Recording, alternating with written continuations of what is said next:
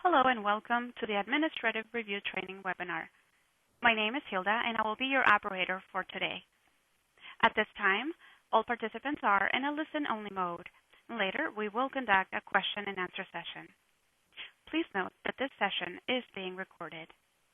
And now I would like to turn the webinar over to our speaker, Bridget Hires. You may begin. Thank you so much. I'm so glad everybody could join me today on today's webinar.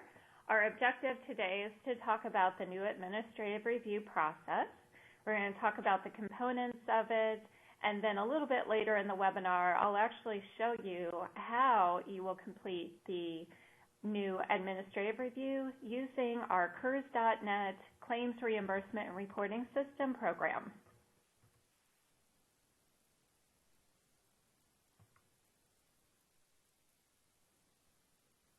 Go ahead and get our slides going here.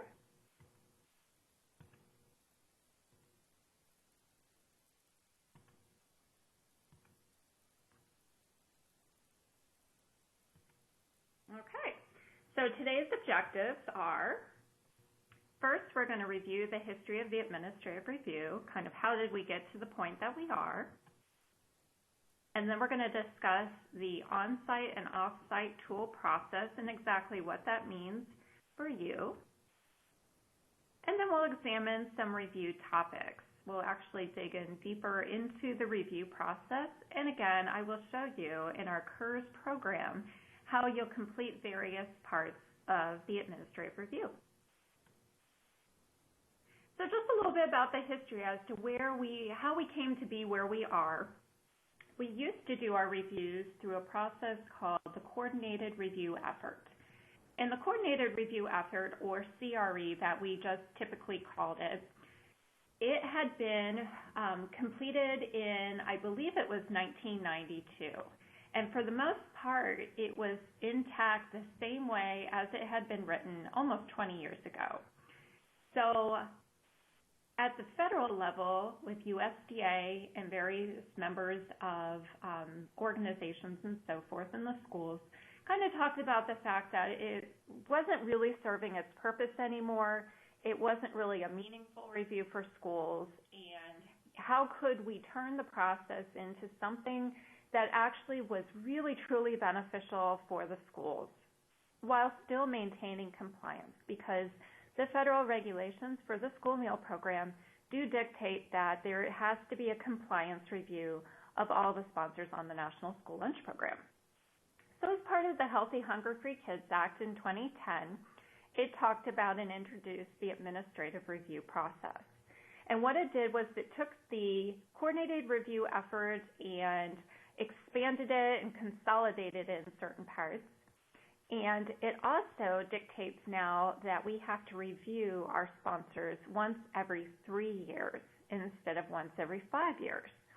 So we did have a little bit of confusion with our school food authorities, some of them that said, we've already had our review within the last 5 years, and we don't think that maybe we need to be coming this year. Well, because now we're at an every 3-year review process, and that process actually started in school year 14, we are in the 3rd year of the 3-year process. So even if maybe you may be a school where it's only been 4 years since your last review, if you haven't had a review in either school year 2014 or 2015, then you'll be seeing us this year.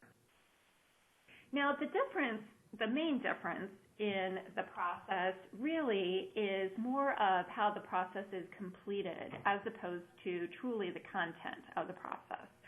Most of the questions that we ask or the things we're going to review documentation-wise really were being taken care of also in the Coordinated Review Effort, or CRE. It's just a matter of how we're going to go about the process to, again, make it a more meaningful review for our schools. So we've introduced the concept of an off-site component and an on-site component. The on-site component really is your traditional, your program specialist coming on-site, reviewing documentation, reviewing the meal service. That actually is still intact. However, with the introduction of the off-site piece, a lot of the documentation that your program specialists used to have to take a look at when they went on site, they'll now already have pre-reviewed that with the help of our schools and our school officials so that they can take a look at those documents, make sure that things are in good working order, or perhaps already take a look and see where some things may need to be tweaked or addressed when they're on site. This will allow your program specialists to have a lot more time to pay attention to a lot more details of your program and really provide some good, meaningful technical assistance or give you recommendations maybe if you want to see if they can suggest some kind of changes if you're struggling with something. So that's the thought process behind this. The actual focus areas of review really are the same as they were before. The Performance Standard 1 and Performance Standard 2 are what we call our critical areas.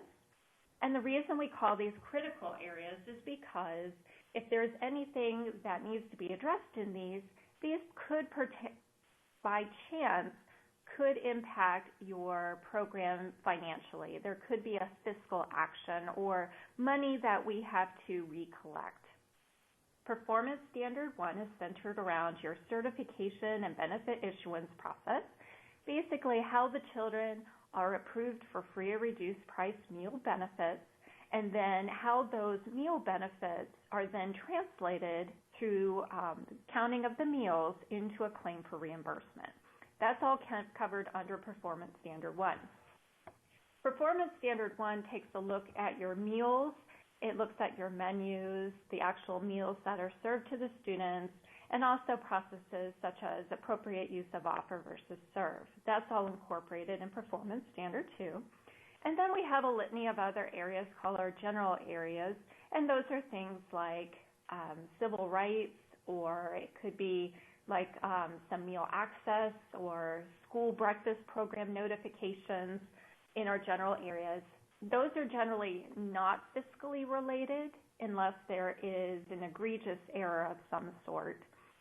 But they are required by regulations for these various things to be occurring. So that's how we lump our different questions or kind of our focal points of the review. Now, something a little bit different for this review is we have in Ohio actually always had a school breakfast component that's been incorporated into our review process. Not all states had been doing that. We actually found that there was not many states that were actually incorporating school breakfast reviews into their coordinator review efforts or CREs already, but Ohio's been doing that for quite some time.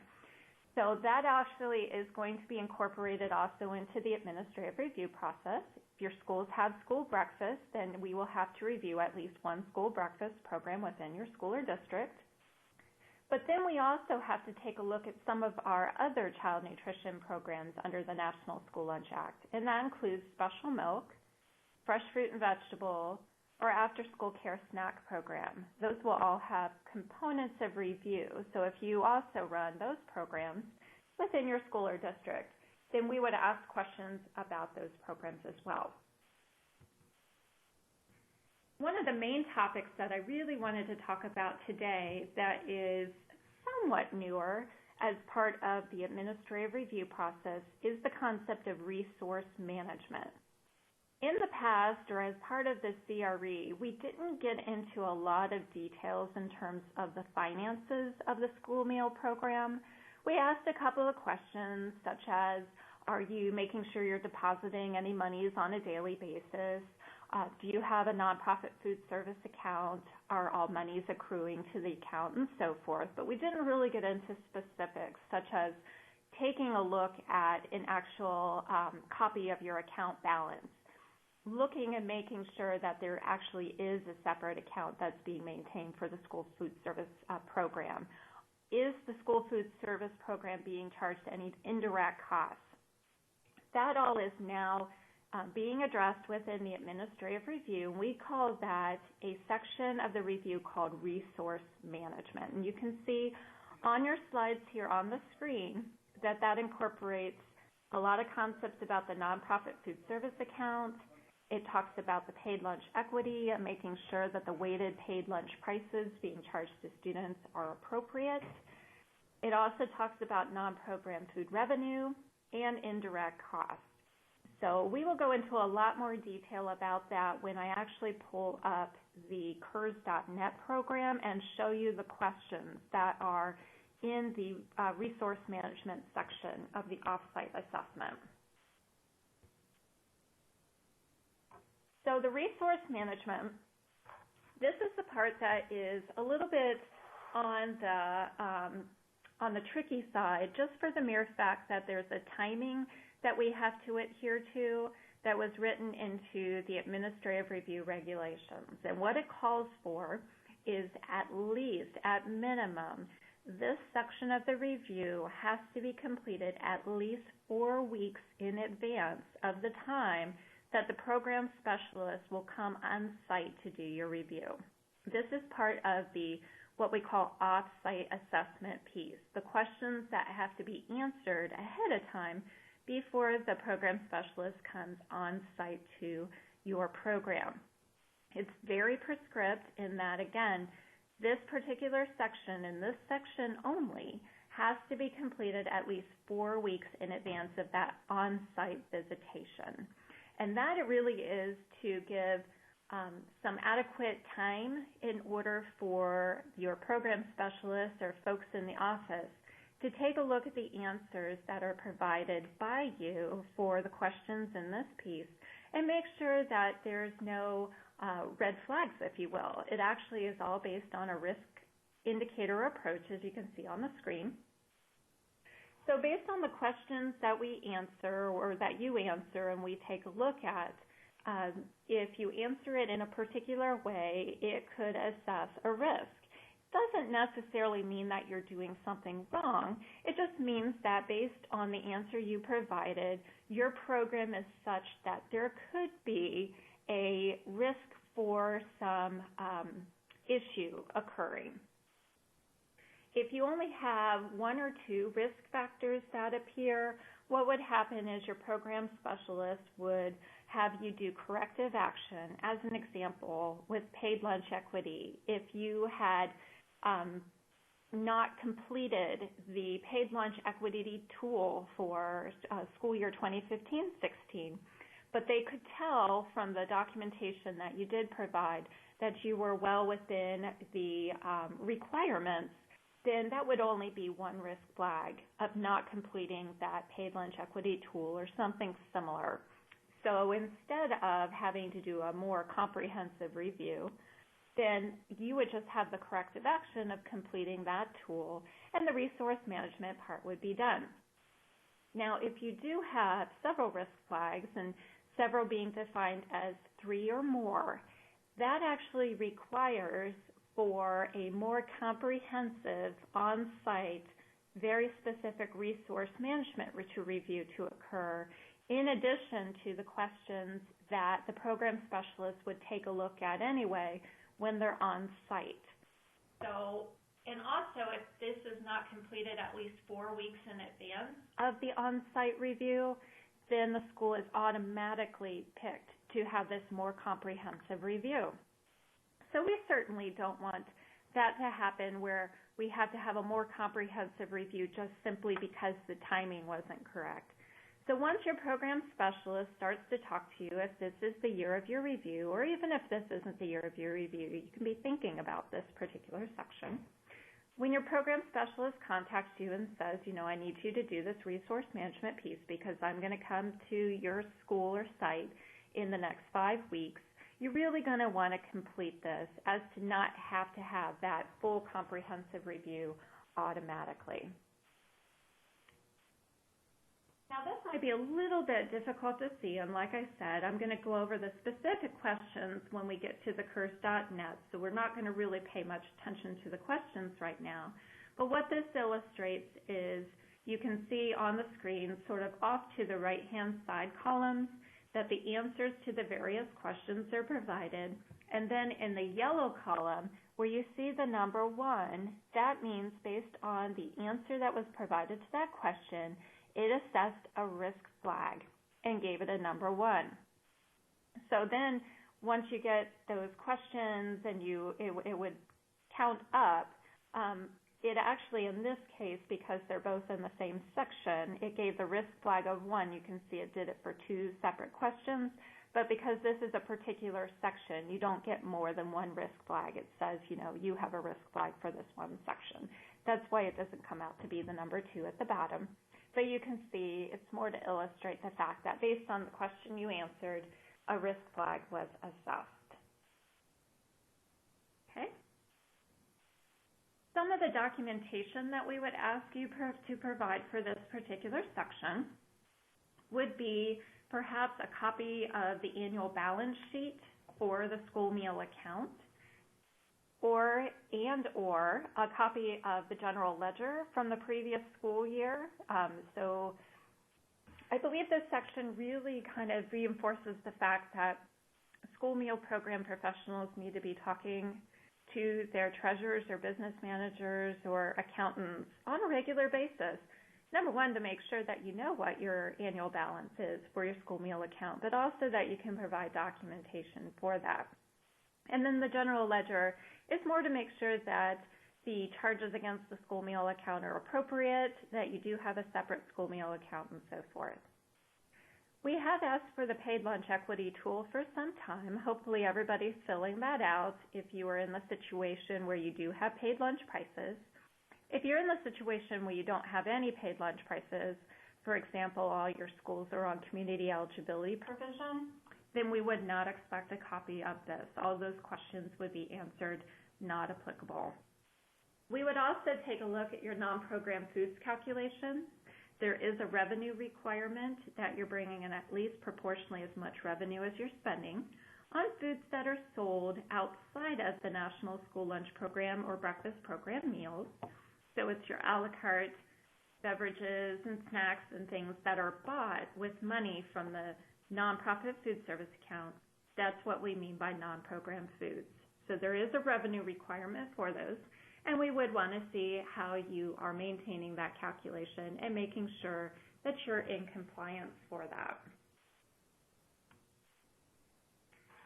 Some of the other things that we ask questions for, and again, this is part of the off-site assessment, we would ask questions about your meal access and reimbursement. So basically sort of questions about your counting and claiming and how you're doing your eligibility of school meals. We would ask questions about the meal pattern itself, making sure that the meals that you're serving are within compliance to the meal pattern. And then we have some general program compliance questions, like I had mentioned, questions as an example about civil rights or food safety. And then if you have other federal programs like the after-school care snack program or the fresh fruit and vegetable program, we would ask you questions about those programs as well. So that's all part of the off-site assessment. Just to reiterate, there's several different parts of the off-site assessment. And again, visually, this will probably make a lot more sense here in just a little bit when I show you a copy of the CURS.net program in the off-site piece. But there's several different sections of the off-site assessment that you'll have to fill out, with the most important being the resource management piece. That's the only piece that has to be done at least 4 weeks in advance. Now, with that said, if you don't answer all the questions for the off-site piece, that simply means that when your program specialist comes on-site, they'll have a lot more questions to answer. So they may have to stay at your school for a lot longer in order to get the review done. They might not have as much attention to detail that they can provide to you. They'll have attention to detail to the things they're doing and the questions they're answering. But this off-site in doing a lot of these questions ahead of time really, really is going to help your program specialists have a lot more time to really give detailed attention to the programs and the process that you're doing, as to be able to provide that recommendation piece or suggestions or things that will help you to further your program. So we really want to reinforce that when it's your time to do your review and you're asked to do the off-site assessment piece, really try to do it thoroughly, provide all the documentation that's being required, and then that will help the process to really be much more streamlined. So taking a look at each of those sections of the offsite piece with the meal access and reimbursement, the way that we select sites for review is the same as when we did it for the CRE part. It's all based on the number of buildings that you have within your school food authority, and basically it works out for the first couple of intervals that about every 5 buildings you'll have one building that's selected for review, and then it goes into a different pattern, but it's very basically the same as the CRE process. So depending on how many buildings you had that were selected in the CRE process, it generally will be right around the same number of buildings you'll have under the administrative review. Now, we cannot select the sites for review until your October claim is in the CURS.net program. And the reason being is that USDA has set some different data parameters, of which if you are at a certain data parameter for claim purposes per building, then that particular building immediately gets flagged to have a review. As an example, it's generally participation percentages. At a middle school level, if at least 80% of your free eligible students, assuming you have at least 100 free eligible students that have been deemed eligible for meals, if 87% of them participate on a daily basis for the month of review or month of October, that's considered a red flag, because that's not the tendency of participation percentage that we see at a middle school level. At an elementary school, it's set at 97%, and then middle school, it's 87%, and high school, it's 77%. So if you kind of know that your schools are already around those percentages, then you can sort of pre-think that maybe they'll be selected for review through the USDA data parameters. Now, if they're not flagged for review, then generally what we do is take a look and see what buildings were done in the past, especially the immediate previous cycle, and we try to go to different buildings in the next cycle. If you have recommendations for buildings that you want done for a particular reason, maybe because you struggle with student participation and you're not quite sure why, and you really want another set of eyes to take a look at your process, we are more than happy to do that. And really, those are the kind of discussions that we want to have with U.S. schools. We want to be there and be beneficial with this process. So that's how we select sites for review. Once we do that, another thing that's a little bit different on how we go about for the purposes of how students get certified for meals and how we do an audit of those records is we're going to be taking a look at the records as a whole school food authority. It used to be that we would let you know what sites were selected, and then you would pull the applications and the direct certification list just for those schools. But now what we need is a whole listing of the children approved for free and reduced benefits for all of the schools within your school food authority. And then we will pick, depending on how many kids you have approved, we'll either let you know that we'll need to see all of the approvals, or generally we'll pick a random sampling. And I'll get into a lot more detail of that in just a moment. And then we'll ask about some your meal counting and claiming procedures. For example, are you using the electronic POS system? Which one are you using? Do the kids use swipe cards or PIN numbers? How are those records pulled into a monthly report in order to put in the claim? Questions along that line. Then we take a look also about the nutrition quality and the meal patterns, as I had mentioned. There's some different tools that we will work through depending on the site selected for review. Each of them will go through a several question risk assessment tool just to make sure things look okay. And then the one site that has the highest risk assessment, and you might have all sites that have very low risk, but we do have to pick one site that does a more comprehensive dietary specifications assessment tool, again, of which I will describe here a little bit later. So all sites have to do the risk assessment tool that's here first on the screen. And also, the School Food Authority will have to fill out a meal component tool, or what we used to call our performance-based tool, or 6 Sense certification worksheets. You'll fill that out for each of the sites that are selected for review. And you'll do both a lunch one and a breakfast one for all those sites for only 1 week of the review period. So if you haven't looked at those 6 Sense certification worksheets for some time, or what we call our performance-based menu tools, you may want to go ahead and take a look at them and just get reacclimated to them. The nice thing is that you only have to do the first part of those spreadsheets, where it has the all meals tab, and you put in the daily tabs of what specifically was served each day, and it would flash green or red and make sure that you had all the components. That's the only part of the tool that you have to do. You don't have to do the nutrient specifications part or the nutrition assessment part, where it went into the calories and the fat and sodium and things like that. That part won't be required. Okay. And then, as I had mentioned, with the general program compliance, here's some of the topics. It's not limited to those topics, but just some examples of topics that we would cover and ask you questions on, again, for the off-site piece. Now, the on-site process, you've filled out all your questions for the off-site piece. Your program specialist will also schedule a time to give you a call and ask you some clarifying questions, or just go over the questions on the off-site piece that you had filled out, making sure that the answers that you had put in were the ones that were intended and that you didn't have any confusion or you didn't have any questions about some of the things that you had filled out.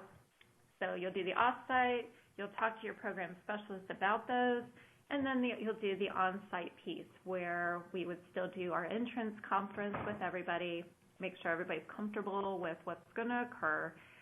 There will still be some documentation that has to be reviewed there on-site. Probably the most prevalent one will be those student meal applications, because we really don't want to have those sent to us. We would have to review those there on-site. We would talk to various staff members, as we usually do. We usually talk to the cashiers and the production staff and the food service director and maybe the business manager. We would still do the on-site meal review and the exit conference. So you can see the on-site part really hasn't changed from the old CRE process. Okay, as I had mentioned, going back to the certification process, so how we do our test sampling, if you will, on how you are making students eligible for free and reduced meals. So the process is going to occur in that you will provide our office a comprehensive list of all students that are enrolled during the review period. You'll give us their, actually, let me go ahead and show you. This is just a copy of what that might look like, where if you did it by school building, you could put the building. We really don't need to know by school building the kids. We would just need a comprehensive list. So if you just want to do an alphabetical order for all the sites in your district, that actually is just fine. So what we would want to know is, what is the total number of eligible students that have been approved for free or reduced benefits? What is their last name, their first name? We don't really need to know their grade. That probably is just more easier for you all, so that you can pull the applications and know that those are the students that we are looking for. We do need to know, though, their free and reduced status, what was their effective date, and the method of certification. Was it by application? Are we looking for a direct certification, and so forth? So you'll pull together this comprehensive list of all the kids.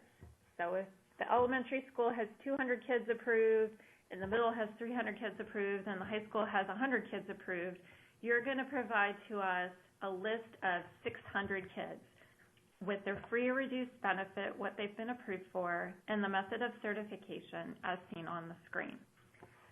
What we'll do going back a few slides, is that if there's more than 100 students on this comprehensive list, we will do a random sampling. And so we'll take your list that you provide to us, and the way you're going to provide this to us is you're going to upload it into the secure CURS.net program. So you're not going to email it to us, you're not going to mail it to us. We want to make sure that this information remains confidential. So we're going to have a specific place you'll upload that into the CURS.net program.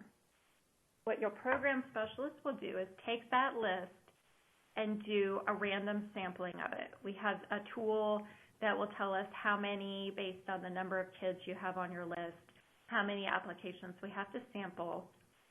And your program specialist will highlight the very specific children of which you need to have when they go on site. You need to have their eligibility documentation available to review. So in the past system, we had it very specific by building, and you had to give all of the certifications for that entire building. Now we're doing it based on a random sampling of all the certifications for all buildings that you're doing. If your list is 100 or less, though, we'll just go and take a look at the certifications for all 100 children. So you would just need to have that documentation put together.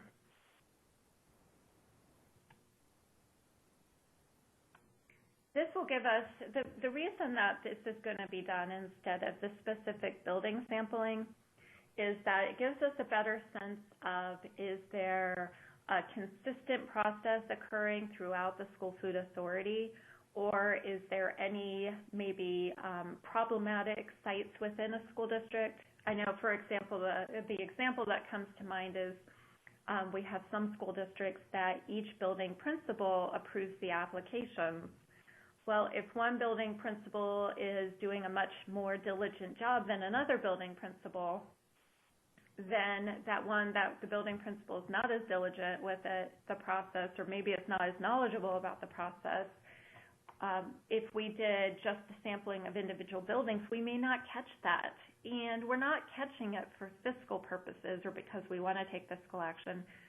We're trying to catch processes like that to just make sure there is a consistency throughout the school or school district, and that there is an understanding of how to do eligibility determinations, and that the proper benefits are being assessed to the children. So that's the whole kind of thought process behind doing the random sampling of certifications now. Okay, so now with the menu review, again, as part of the off-site piece, we would be asking for you to send menus and production records for all the reviewed sites and doing a performance-based tool on those as well. The reason we want to see menus and production records is so when we get that menu worksheet, that performance-based tool, or what we used to call the 6 Cent certification tool, we can cross-reference with the documentation you provided to make sure that the information was entered correctly on the performance-based tool. So you'll fill out, we'll pick the sites, we'll tell you what the review month is, you'll fill out the performance-based tool for 1 week of the review month for each of the sites. And then you'll send the supporting documentation for how you filled out the performance-based tool, and all of that is going to be loaded into the CURS.net program as well. Basically, the whole communication, other than phone interviews for the process, the answering of questions, the exchange of documents are all going to be handled through the CURS.net program. So we're not going to have faxing, emailing, and things like that, which is good because there's a higher risk of losing your documentation when we have other avenues for collection of documents. So all of it is going to be funneled through the CURS.net program for the administrative review. Some of the other menu documentation or menu review documents that we would ask to see are child nutrition labels, your CN labels of products, standardized recipes, product formulation sheets are, if something's not CN labeled, it kind of talks about, like for example, grain products are not CN labeled. Product formulation sheets just verify how much grain is in a product and how many grains it credits for. Product formulation sheets come from the manufacturer and they're signed off on by somebody that says, I attest the fact that this is true and correct, and this is the how many credits that this particular product can be approved for. If something doesn't have a CN label or a product formulation sheet, we may ask for the nutrition facts labels and the commodity food labels. Generally, we won't need those unless you have processed products that you're getting direct diversion, or you're direct diverting your commodities to, and they're not like state processed products. If they're state processed products, then we have those readily available to us. Okay? So visualize for each site that has been selected for review. You've now filled out this 6-cent certification worksheet or performance-based tool or USDA menu spreadsheet. It goes by various names, but kind of the same thing. You filled out one of those for breakfast and lunch for each of the sites selected for review for 1 week of the review month. You've got that done already. And then I'll show you some questions that you'll also answer in the course program by each site that will kind of show if that site has a specific risk for dietary specifications. And then one site, and again, if you're a sponsor that only has one site, then this will all occur just for that one site. But if you're a sponsor that will have multiple sites reviewed, that's where this comes into play. For one site that's considered the highest risk, we will also complete a dietary specifications kind of module, if you will. And it will have a lot of questions about how you prepare your foods. Are you using fruits with sugar? Are you using canned vegetables with salt? Are you providing salt shakers? Do you use salt with cooking? Do you use extra fat with cooking? And that's all to get into that really specific detail about the calories, saturated fat, sodium, and trans fat. So as I mentioned, with the USDA performance-based tools, those spreadsheets, you're not going to have to fill out that nutrient analysis tab. What will happen is that information will be assessed through this dietary specifications module as part of the administrative review.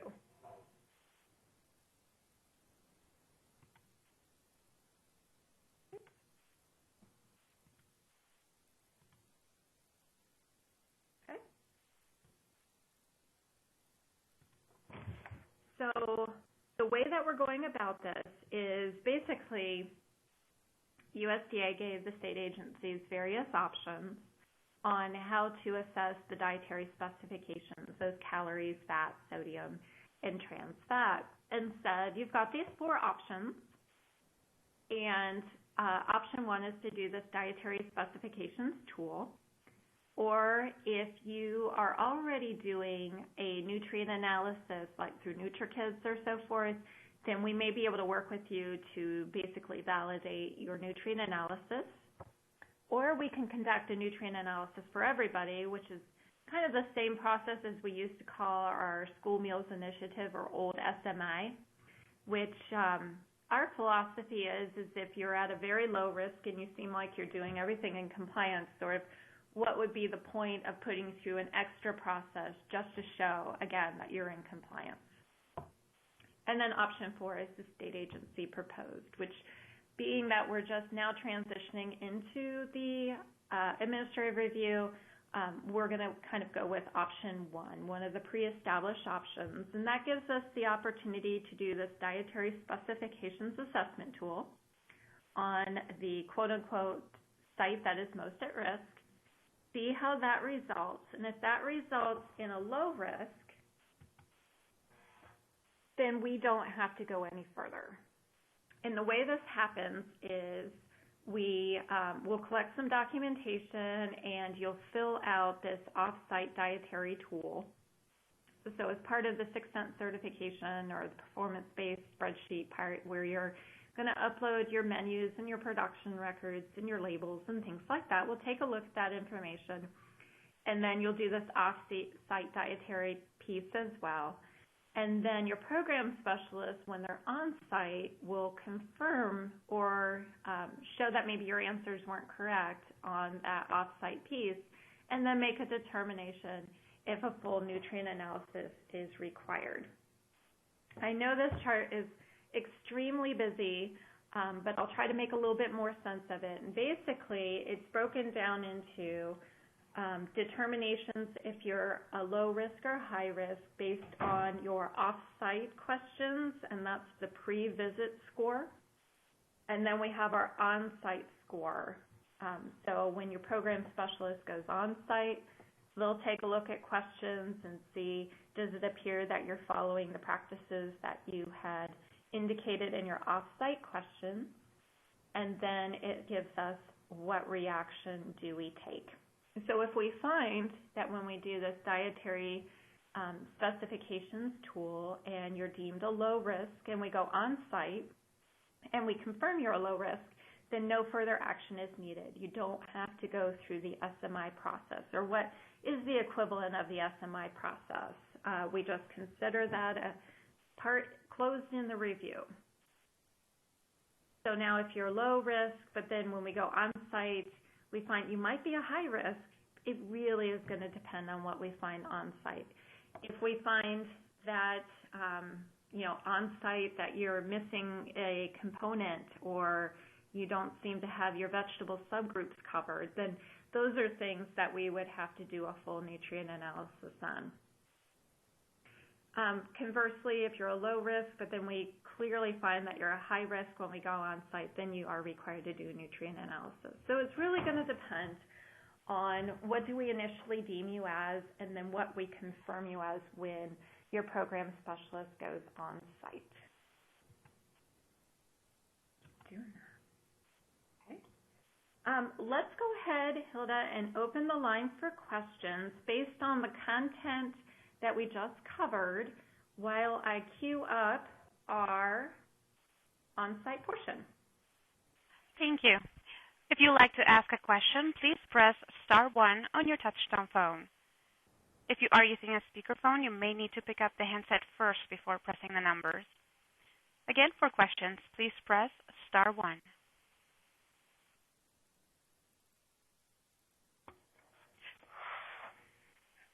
And our first question comes from Rosemary Zolman. Please go ahead.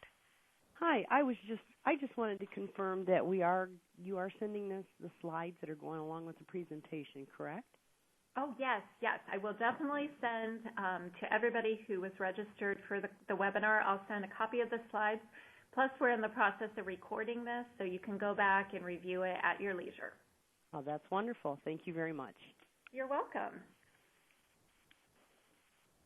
Thank you. Our next question comes from Melissa Biltz. Please go ahead. As far as the list for the free and reduced, if we use format which is the electronic through ESBR Cash Register, the SDMS format, can we just print that overall list with all of our eligible students for free and reduced? So it's going to be, and you might want to work with ESBR or format or your service provider.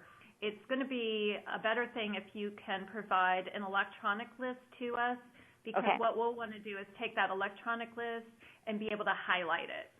But we can send you an electronic list from the report that comes on ESBR, right? Yep. We don't have to put it into that own spreadsheet there you had. No. Okay. As long as it gives very similar information or it gives the same general gist, then that would be completely fine. All right. Very good. Thank you. You're welcome.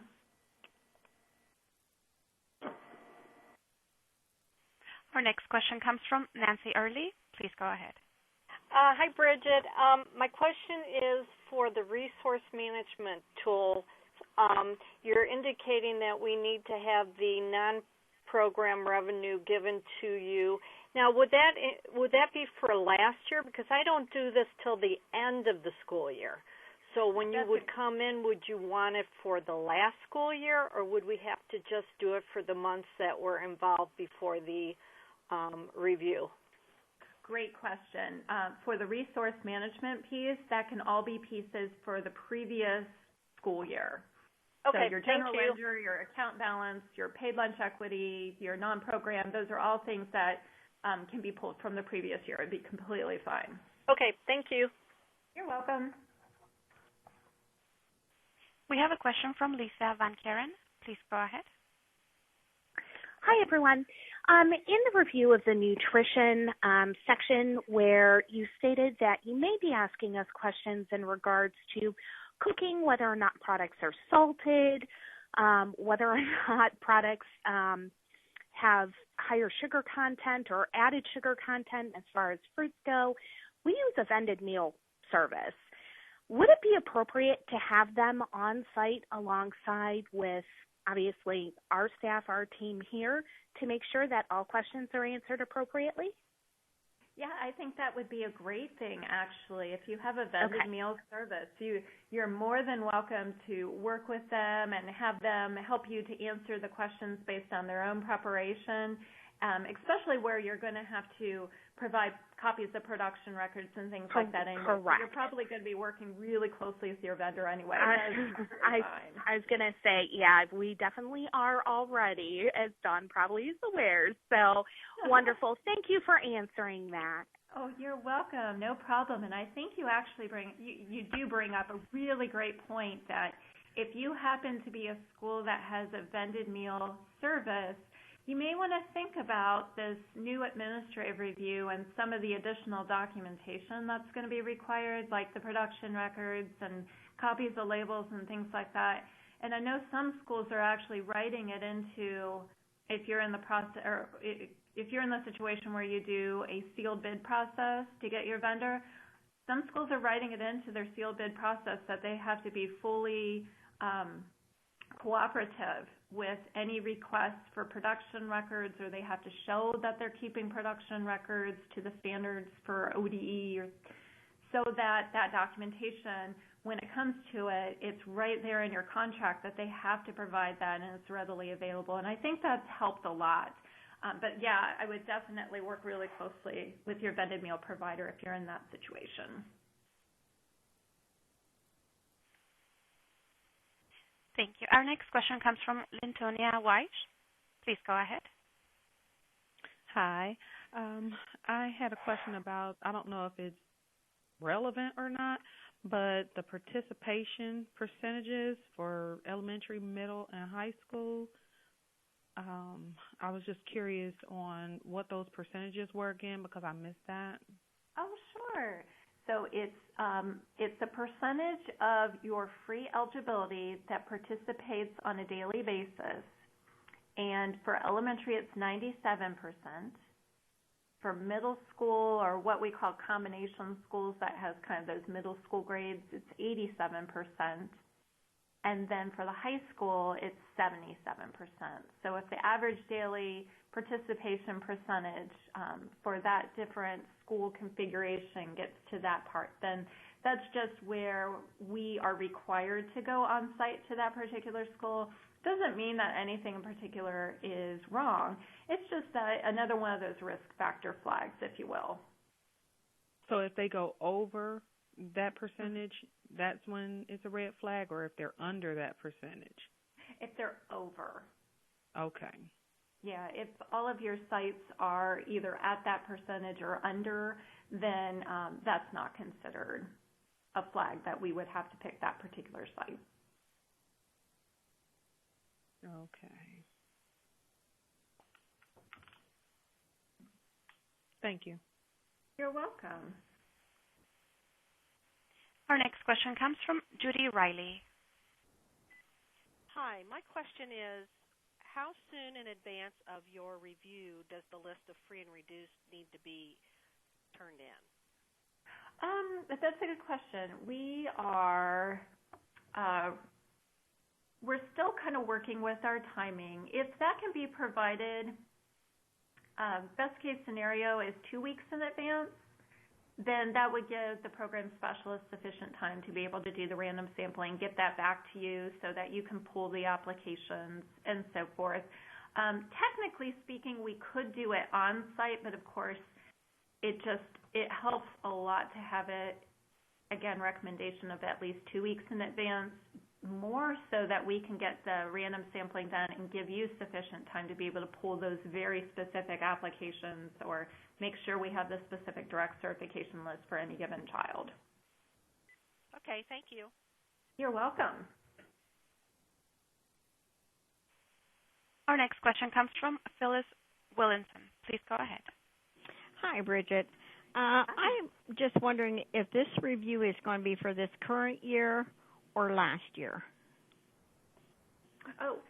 So some of the questions, like the resource management, asking about the account balance and general ledger and copy of your paid lunch equity, that will be based on documentation that had already been previously done in the past school year.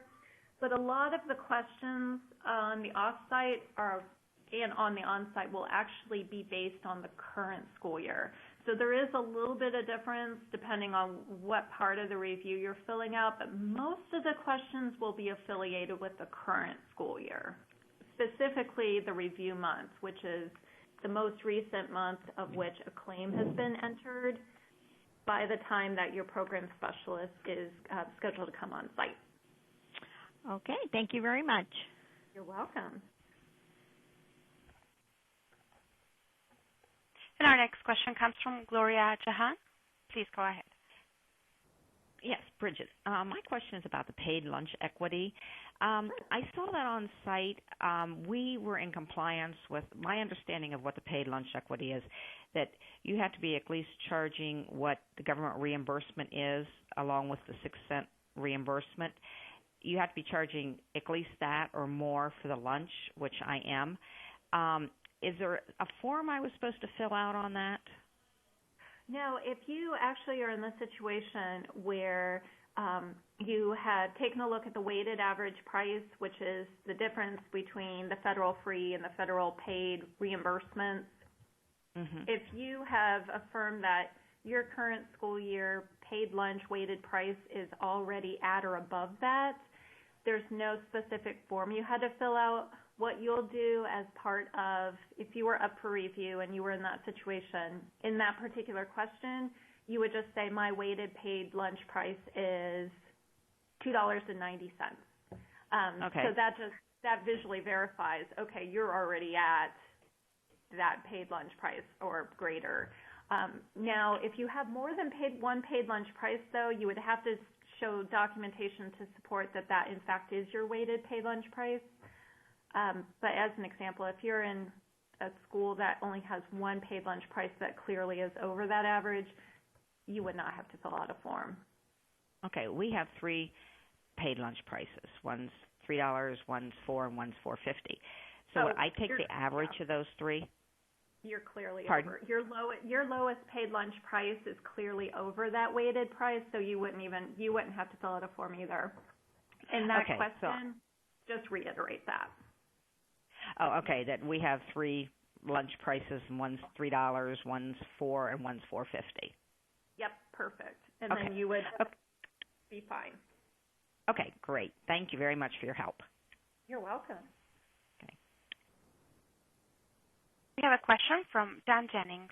Please go ahead. Good morning or afternoon, Bridget. I just had wanted a clarification on if I'm pulling my nutritional information and everything, I can select. I'm on a cycle menu, so I can any week that I want for all of my schools, and it doesn't matter what day or what week they're in for the review. I just want the records. We would want a week within the review month. So depending on how your cycle lies, then you would just pick a week. And also, we prefer, or we really want to have a week that has a full 5 days in it. Perfect. So we would want a week that doesn't have holidays or days that are going to be like special meal days that might throw off your information. But yeah, if you know that your review, if you've already kind of talked to your program specialist and know your review is going to be in October or November, and you know how your cycle lies, you can probably start pre-planning which full week that you would do your information or pull your information for. We're going to be really trying to work with our schools to be as basically really work with you to, pick a week that makes the most sense, that will be easy for you to be able to pull information together and so forth. Okay, perfect. Thank you. Yep. The next question comes from Sarah Rentz. Hi, Bridget. Quick Hi. question. Our program utilizes lunchapp.com, which is a software where parents actually log online and complete their application. So while the consultant is reviewing applications on site, will they look at it electronically in that software, or will we be required to provide printed copies of all the apps that were submitted online? Electronically in the software is completely fine, as long as you'll have a mechanism for them to pull the very specific applications that are highlighted in the random sampling. If you show them how, based on last name, you can search for last name or whatever, that's completely fine. You would not have to print them out. Okay, perfect. Thank you. We have a question from Beth Spinks. Hi, Bridget. Is it possible that the state could maintain a nutrient analysis for some products that are used across the state, like Nichols products, instead of making all of us go get formulation sheets for all of it? No, that's a great question. And I don't know that that's actually hit our radar yet, because it's something that we certainly would be... I mean, if you look at the products like, up here up by the lake, we all use Nichols, we all use Dairyman's under co-op bidding. And so, why should we all have to do that? If I submit them for me, can you put them out there and let everybody download them?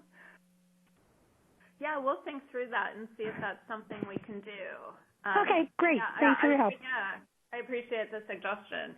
And I think Beth brings up a really good point, is that in transitioning to this administrative review, what we're going to find this year is that we're going to be thinking through how we can make the process even more streamlined and easy for schools, and we are very willing to take a look at what kind of processes can we do that. So if you find that you've got suggestions for us, we would love to hear them as you're going through the process, or if you've kind of heard from other school districts or you thought through it and said, gosh, this might be an idea to think about, please absolutely share those with us, and we'll take them into consideration.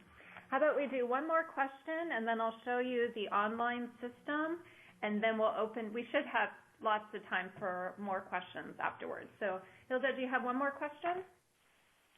Yes, our question comes from Donna Borges. Hello, this is Donna.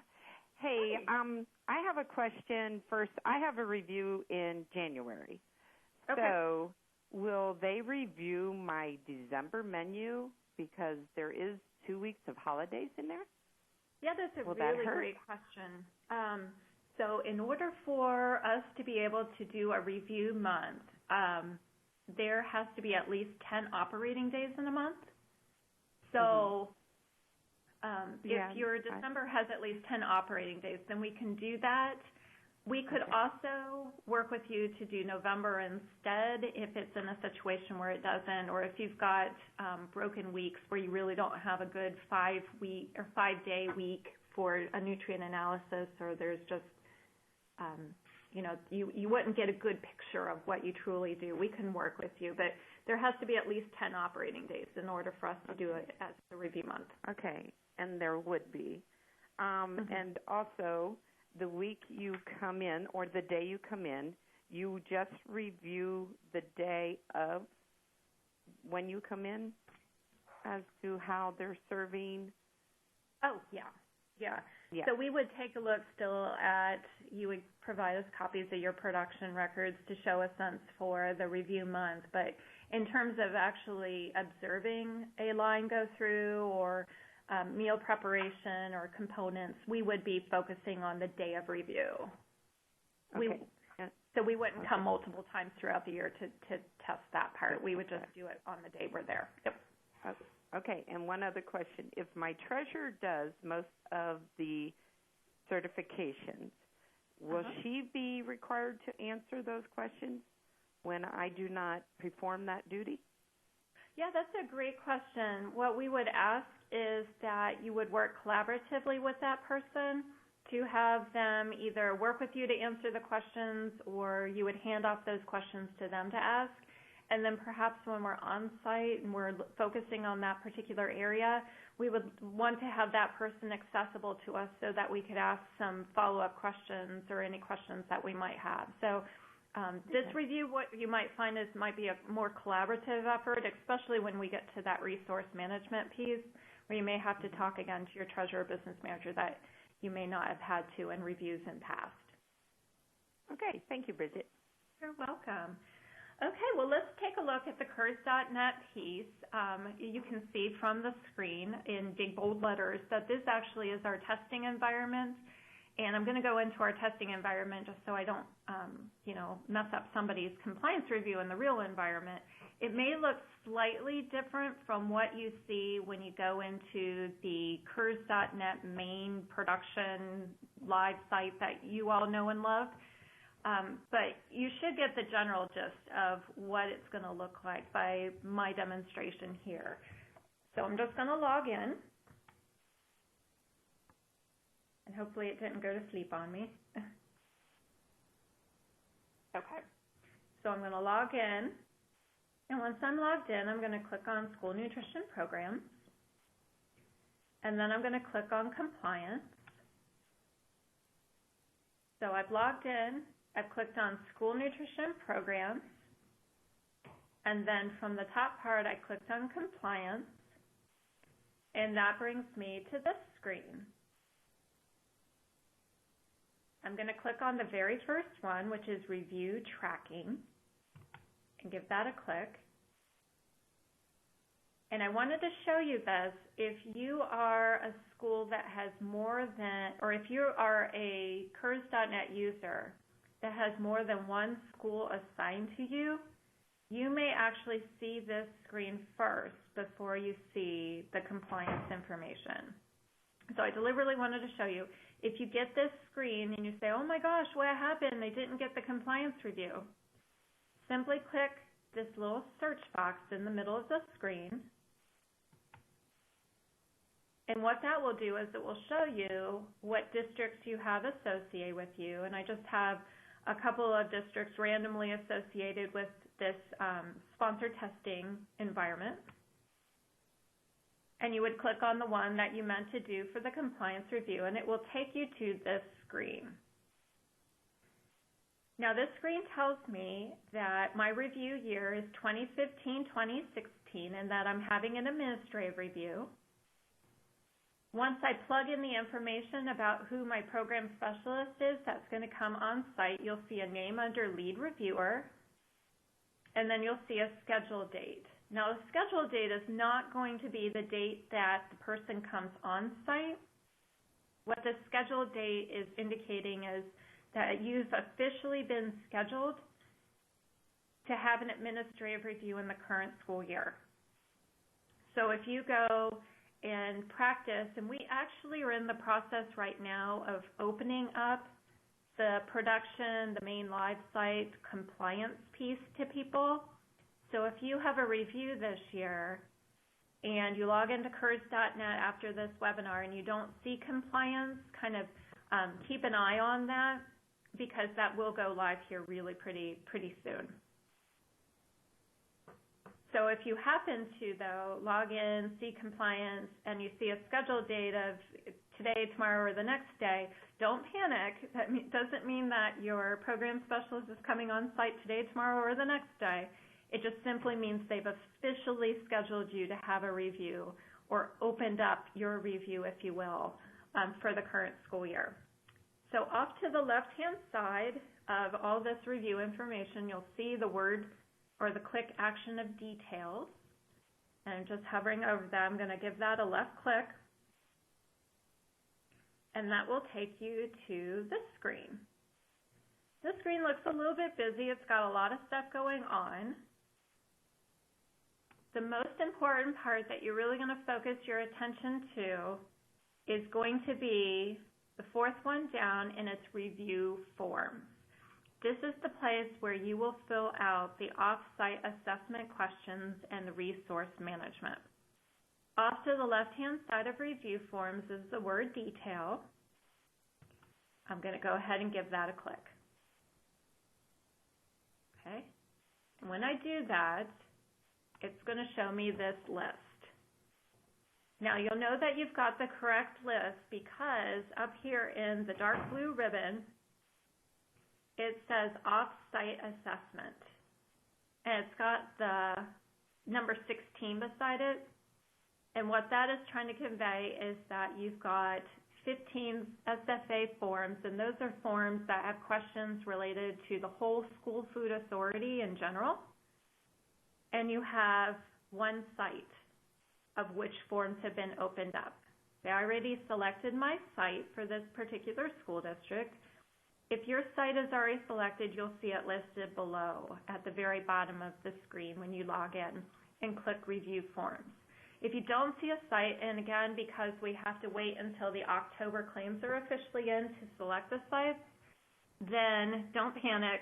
As soon as those October claims are in and processed, then we will get sites starting to be selected for our reviews. Now, the one that, again, I was kind of mentioning that's the most important because there's a timing involved with it is the resource management.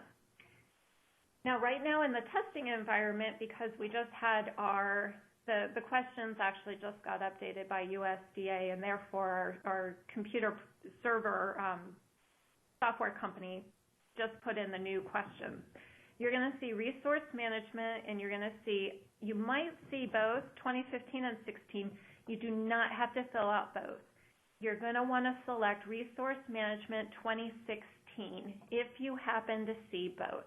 Hopefully we can go ahead and take the 15 out because it's been updated to the 16 version. So you will not fill out both sections, just the one that says 2016. And this is the one I actually want to go over the questions. So I'm going to go over and click Modify, which you would do when you're getting ready to go in and answer the questions. And it will take us to our various questions.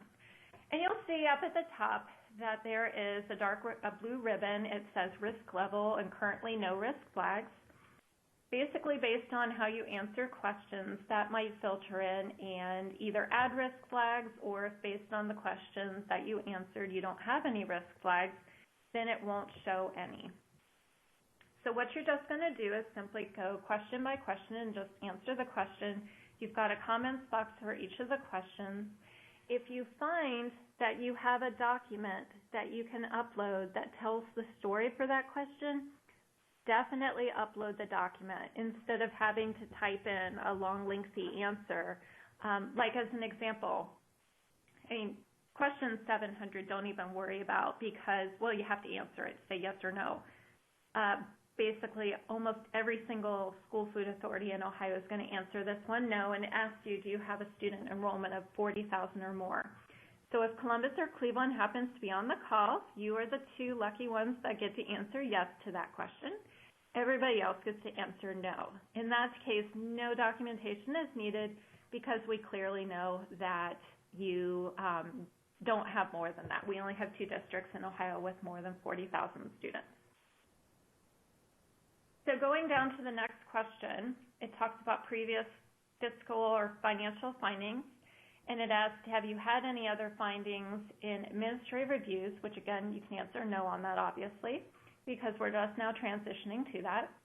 But if you have had any fiscal findings involved with the school meal program, with an A133 audit that the state auditors do, or OIG is the Office of Inspector General, or any other state audits in the past 3 years, you answer yes or no. If you answer yes, we do want you to attach a document.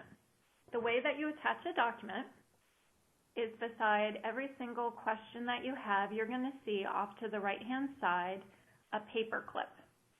And I kind of have my pointer pointed at it. I'm going to go ahead and give it a click. And when you click on the paper clip, it will launch this little do you want to add attachments question. And so I'm going to, on this question, I'm just going to answer yes. I'm going to add an attachment, and I simply gave that a click. If you wanted to put a comment in about your file or give it a particular name, you can. It will let you choose a file, which I'm going to do. And I'm just going to pick a file, and it's going to upload it. And then it will show you that it was successfully done. And if you accidentally pick the wrong file, it has a red check mark or a red X beside. And if you hover over that, you can see the little notation that says delete attachment. It gives you the opportunity to delete. But I'm not going to do that. I'm going to click back. And now you'll notice, if you can see, it's in kind of a light blue that the paper clip has turned into. That means that there is a document attached to that question. If I were to left click on that again, it would just take me back to the screen that talks about the fact that I have a particular file uploaded for the question, and it also, again, gives me the chance to delete the file if I perhaps put the wrong one up. Okay? So like I had mentioned, on that particular one, if you do answer yes, it actually shows how you now have a risk flag. Please absolutely answer the questions truthfully as possible, or to the most knowledge that you have. If you see a little red flag flashed up, don't panic. It's okay. We'll just kind of work accordingly based on the answers that you provide. And then you'll just go one by one through the rest of them. Hopefully you find that a lot of the questions are fairly self-explanatory. This next part is all about the nonprofit food service account, which we had mentioned. And it said, did the SFA have a separate financial account for the nonprofit school food service? So if you can upload a document that just shows that you have a separate food service line item within your budget, that's great. This one is not meant to imply that you have to have a separate account at a bank like Chase or PNC just for your school food service. It just simply means that in your accounting practice for your school, that a separate line item in the budget is being maintained for revenues and expenditures for the nonprofit food service account.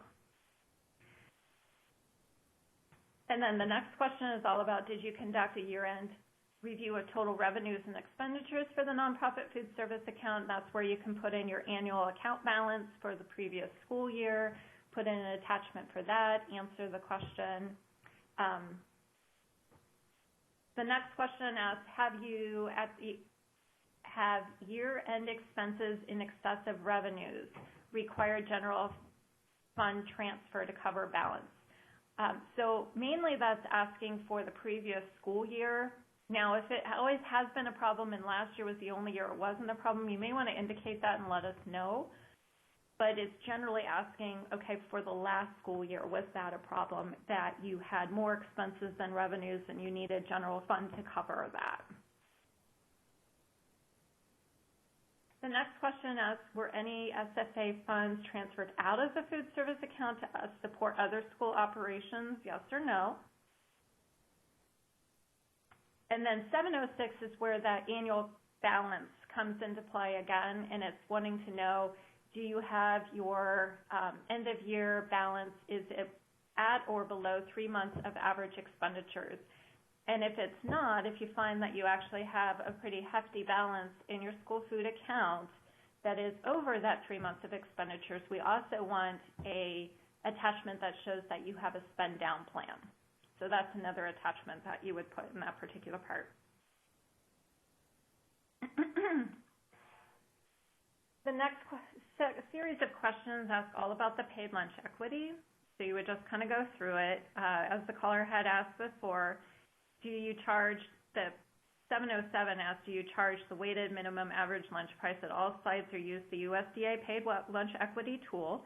So this is where you would upload the paid lunch equity tool, or in the case of the caller where your paid lunch prices are clearly over that average, you could just put in the comments, my paid lunch prices are as follows, $3, $3.50, $4, because that's clearly over what the requirement is, and then no further document would be needed.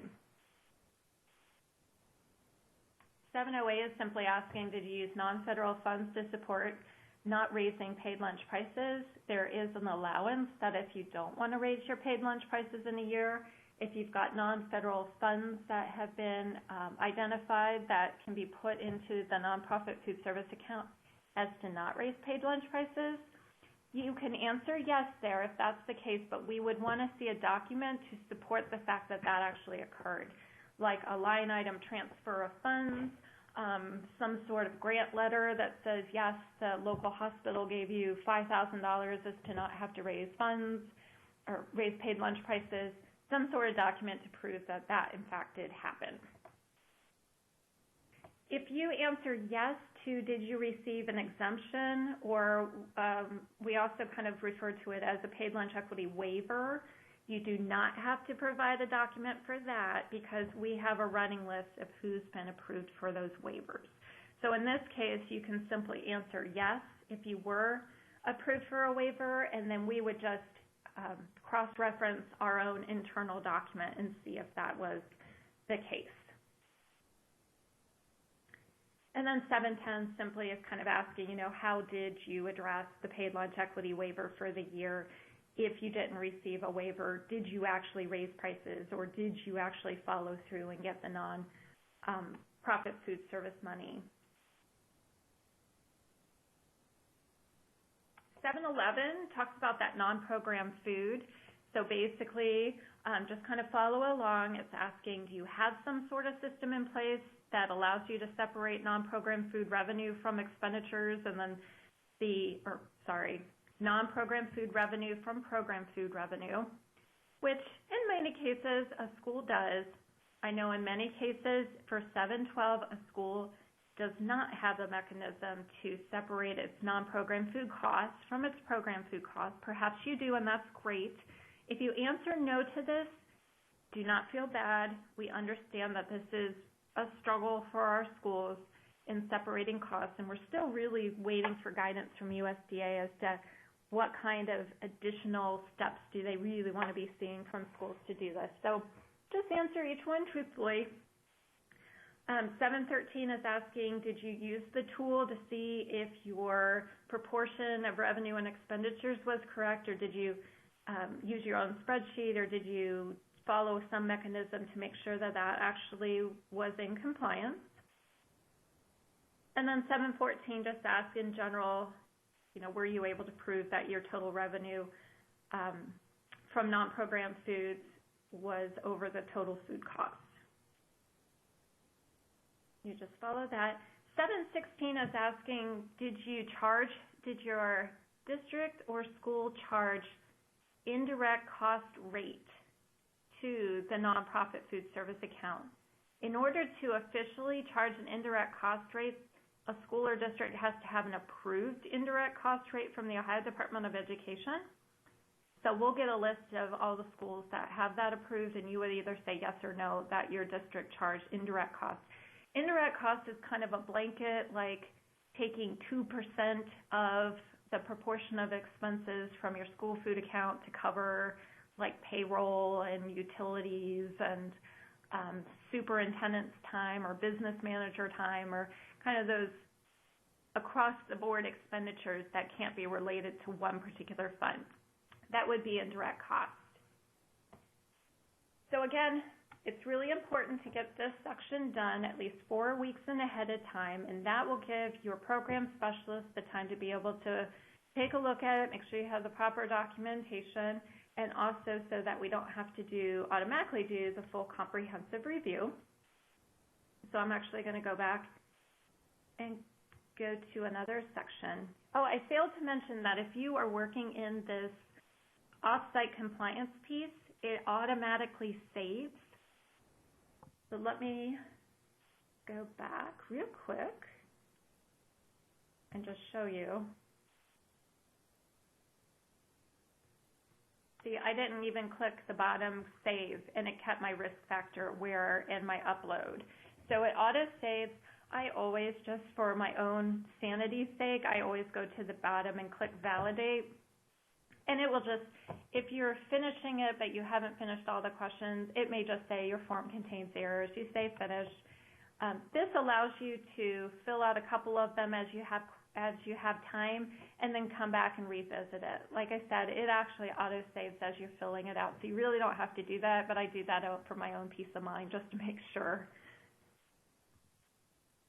Okay, so you would just complete all these off-site assessments except for, and I hope actually this part hides, this resource management comprehensive review.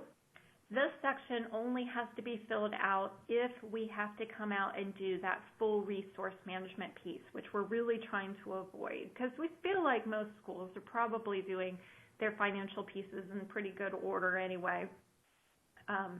But that's why it's so important to do that resource management questions series of 700 at least 4 weeks in advance of when your program specialist will be on site, as to not have to automatically do that comprehensive review. So you will not fill out that section unless you're told to do so. Okay, so you'll fill all those out. You'll go one by one with the different questions, fill them out, and then let your program specialist know that you're all done with the questions. They will schedule a time to have a phone conversation with you to go over the different forms and just make sure the questions look all in order. And then you'll talk more about the actual dietary parts and the menu and the information for and schedule the on-site review. So this, for the most part, is what you're going to be doing on the off-site piece. Once the review is actually over, and we'll cover that in another webinar to be scheduled here a little bit later, we actually will also use the CURS program. If there's any corrective action documents, you'll see here on the main screen that there would be a number that would grow here if that in fact is the case, that there's corrective action that has to be addressed. You would do it here.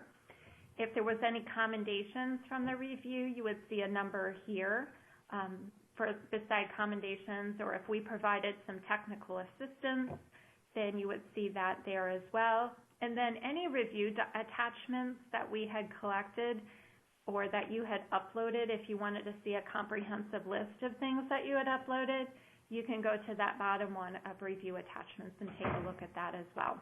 But the main thing that we'll focus in on for right now is really that review forms piece, doing the off-site review forms and working with your program specialist on that. So that's the content that I wanted to share with you today. It looks like we have about 5 minutes for some questions. So let's go ahead and open up the line and see what questions we have. As a reminder, if you have any questions, please press star 1.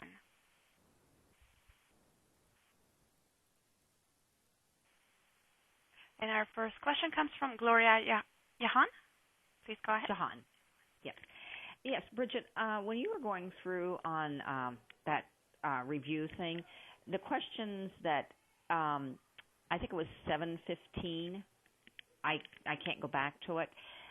If when you answer those, do you have to answer it yes or no? You have to answer one or the other, correct? Yes. Well, pick the one that seems the most appropriate, but if you have some information that you want to share that, if you say no, however, that's where the comments box comes into play, or if you have a document that you think actually supports that, I'm not in proportion yet, but I've been working on it, or here's my plan of action, I already have that, I'm addressing it. Definitely put it in the comments or attach the document to show, to show your answer for that if you feel there's more to the story. Okay. And I think that was the only question I had. Thank you very much. You're welcome. Our next question comes from Joanne Samuels. Yes, Bridget, when you were going over number 711, can you explain that a little bit further? I think number 713 kind of explains it, but I wasn't sure. Oh, okay. So 711 is asking It's talking about revenue. And it's saying, do you have a process in place that you're separating out your non-program revenue, the money that you're bringing in from non-program foods, away like from... a la carte? Yes. Yep. Okay, any foods and beverages that you're buying with your nonprofit food service account that are not contributing to reimbursable meals. That's what it's asking for. So it's saying, do you have a way that you're separating the money you bring in from those a la carte items as opposed to the money you're bringing in from your meals and reimbursement and money you're collecting from students for the meals? And then on the flip side, 712 is asking the opposite. Do you have a way that you're separating out the cost of both of those from each other? And then 13 is asking, did you compare them, basically? Okay. I think that answered it. Okay. Thank you. You're welcome. Our next question comes from Telly Stanford.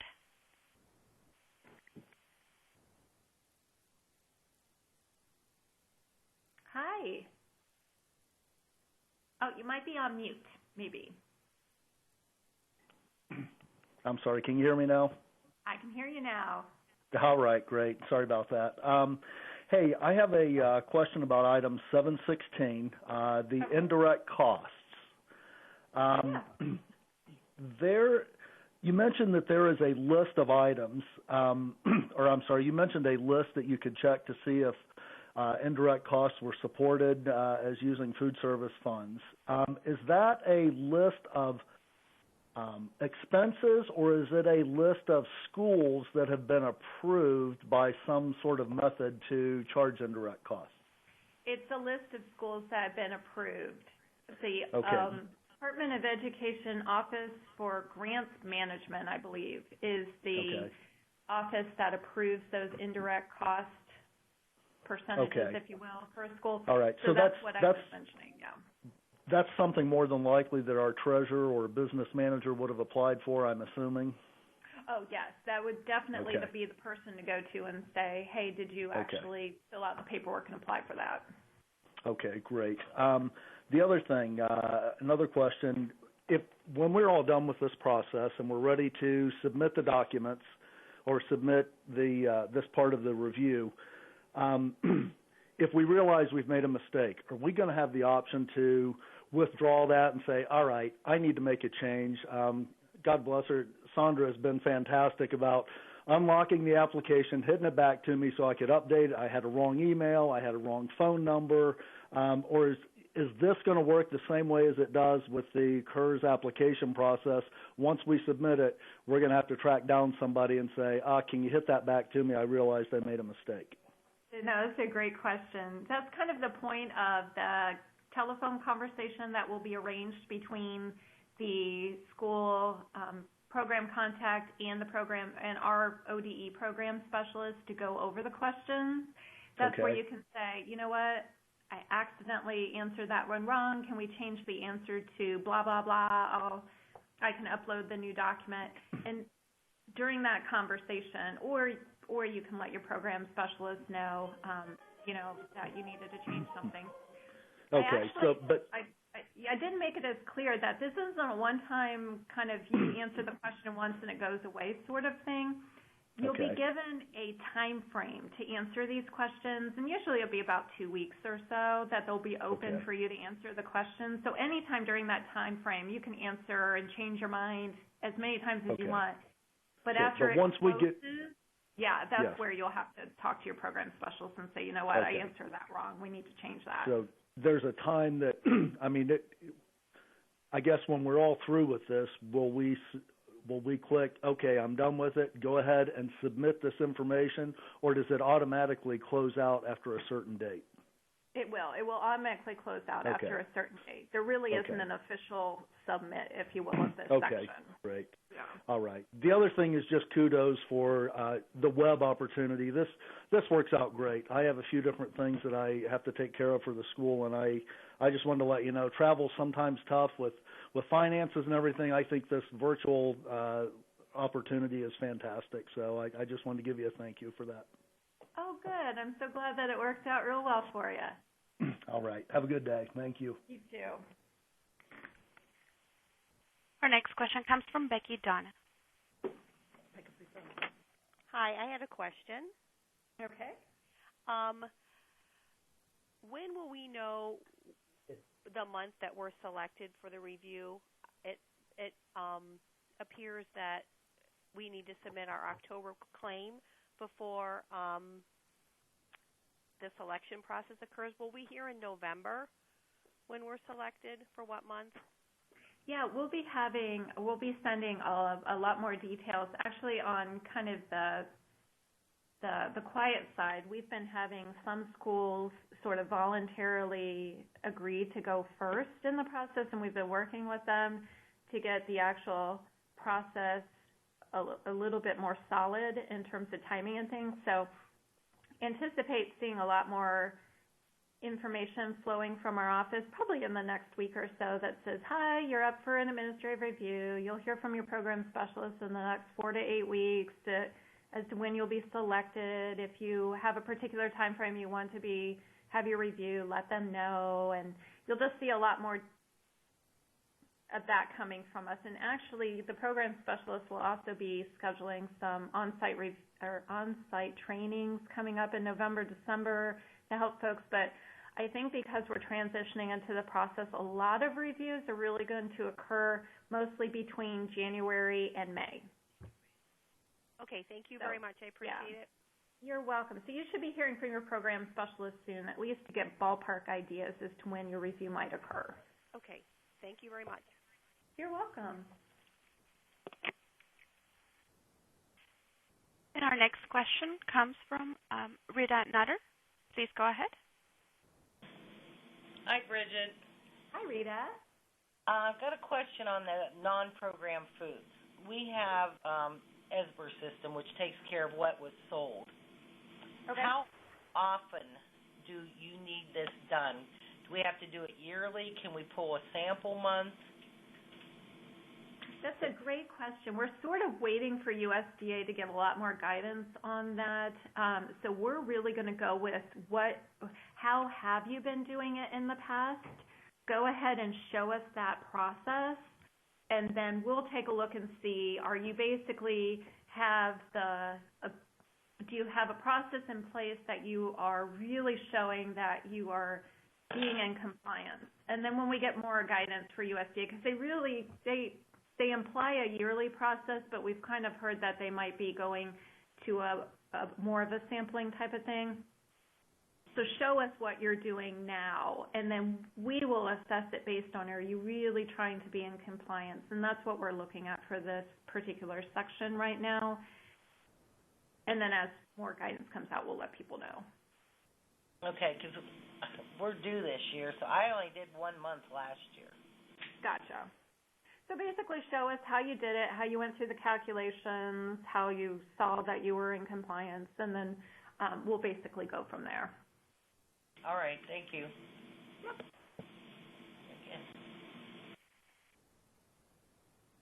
Our next question comes from Pat Badenhoff. Please go ahead. Hi, Bridget. Hey, Hi. I have a question on number 711. Okay. We're a very small school, and the only revenue that we take in is from the money that parents put into the children's lunch accounts, and then what we get back from ODE every month. And we do have like one a la carte sale that is program compliant during lunch, and that would be like an ice cream container. Now, having said that, the money that we use to purchase that ice cream is not separated from all the money that we take in every month. So is that something that we would have to have a separate book kept for that? You would have to have a separate mechanism that you are tracking for that particular item. Yeah. We have a sheet that I do at the end of every single month that breaks down our cash flow as far as what we took in for lunches, what we took in from the state and stuff like that. But that's all we have. We don't have an actual separate account. So the way I'm understanding you is, as long as we can show that exact amount that we took in and separate that from the lunch, we should be okay with that. Yeah, that's exactly what we're looking for. So basically, do you know how much you're bringing in from that particular sale of that item? Do you have a way to show that, tease that out? Yeah, that's what we've been looking for. Yes, because I write that down every day at the end of the lunch period. Oh, perfect. So it's pretty detailed, but there's not an actual separate account per se. Oh yeah, it doesn't have to be a separate account. It's just more of a mechanism that you're able to get that information out of your daily. Yeah. So then number 712, where it says you have a system that allows you to separate the cost from the program food cost, I would just have to show what it costs me per month for ice cream as opposed to what I'm taking in per month for ice cream. Yep, you got it. That's the only thing we sell. Yeah, that makes it nice and easy that you can show that if that's the only thing that you're selling, then you should pretty clearly know how much you're spending on it. Yeah. Yeah. And then also one other question real quick. I know it's after 3. The number of free and reduced applications, because we are a small school, I only have between the two probably 20-some applications. So our program specialists will want to look at all of those applications. Am I correct? Yeah. Do you have less than 100 total students approved for free and reduced benefits? Yeah. Yeah. Yeah, they would want to look at all your applications and all your direct certification. Yep. Okay, and another question real quick. The direct certification, a lot of times when you run that program that we can get through CURS, it doesn't show everybody that's on there that's been directly certified. Do you know why that would be? Is it giving you some match results? Or are you getting 0 results? I'm giving you some results. Yeah, I'm getting some, but then I'll have an application that will come in that will have a 10-digit number on it, which should be on the direct cert list, but it's not. Yeah, not necessarily because of household, because of the definition of household.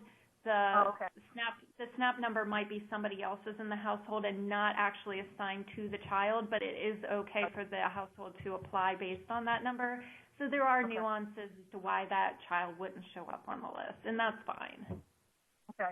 And if I am the one that is like figuring out the income and stuff, and am I considered to be the I can't remember what it's called, not the determining official, but the what's the other one? I'm actually the one that's figuring out the income, and then the principal verifies everything.